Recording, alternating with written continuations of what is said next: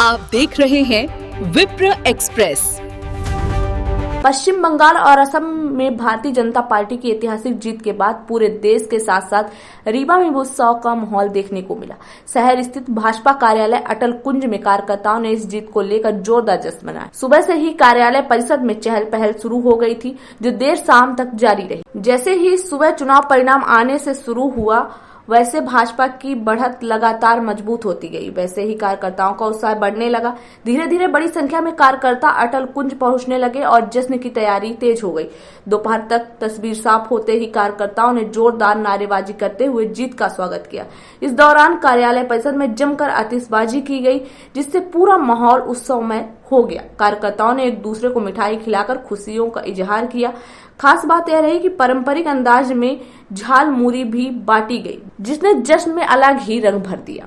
कार्यकर्ताओं ने भारत माता की जय और भाजपा जिंदाबाद जैसे नारों से पूरे क्षेत्र को गुंजेमय कर दिया। कई कार्यकर्ताओं ने ढोल नगाड़ों के साथ नाचते गाते नजर आए। इस अवसर पर वरिष्ठ भाजपा पदाधिकारी भी मौजूद रहे, जिन्होंने इस जीत को ऐतिहासिक बताते हुए इसे जनता के विश्वास और पार्टी की नीतियों की जीत बताया। और खासकर भारतीय जनता पार्टी के लिए बड़े सौभाग्य का दिन है कि भारतीय जनता पार्टी की 1951 जब हमारा जनसंघ था, तब से लेकर जहां डॉक्टर श्यामा प्रसाद मुखर्जी बंग भंग आंदोलन चला के पश्चिम बंगाल को बचाने का काम कर रहे थे, उसी पश्चिम बंगाल को बचाने के लिए नरेंद्र मोदी की अगुवाई में हम सब कार्यकर्ताओं ने जो मन में ठाना था कि पश्चिम बंगाल के अंदर भारतीय जनता पार्टी की जीत हो, जिससे जो बांग्लादेश के अंदर पश्चिम बंगाल में जो बांग्लादेश घुसपैठिए हैं उनको हम रोक सके और भारत का जो समुचित विकास हो रहा,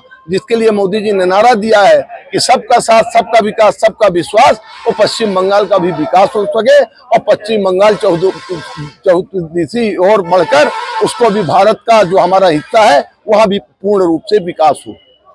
पश्चिम बंगाल और असम में भारतीय जनता पार्टी ने बहुमत से सरकार बना रही है। कितना टफ राज है?